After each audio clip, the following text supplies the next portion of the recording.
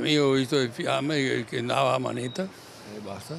I cacciafuoco, tutti i 3-4 camper là che c'era, insomma, e le fiamme c'erano altissime. Ci sono volute diverse ore ai vigili del fuoco di Treviso, supportati da una squadra del distaccamento aeroportuale, per domare il rogo divampato nel piazzale dell'azienda Amadio, specializzata nel trasporto di camper. Una notte di mobilitazione a ridosso di via Postioma Villorba, poco distante dallo stabilimento Benetton. È qui che sono confluiti uomini e mezzi. Nessuna persona è rimasta coinvolta e questa è la notizia positiva, ma quelle fiamme con buona probabilità non sono partite per caso, come dimostrerebbero gli squarci sulla rete proprio sul retro dell'area interessata dall'incendio, che alla fine ha letteralmente distrutto 2 camper e 3 roulotte. Massimiliano lavora alla vicina pompa di benzina. Le voci che ho sentito questa mattina sembra di sì, perché hanno tagliato la rete, quindi sono entrati da recinzione. Erano mezzi nuovi.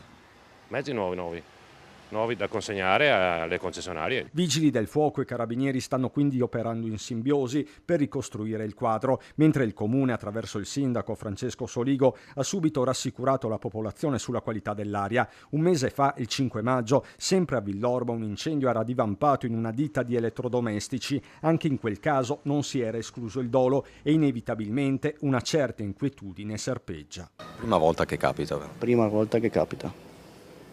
Quindi un po' impensierisci. Sì. È una cosa che la senti per televisione, ma no, qui vicino ti scuote un pochino. Sì.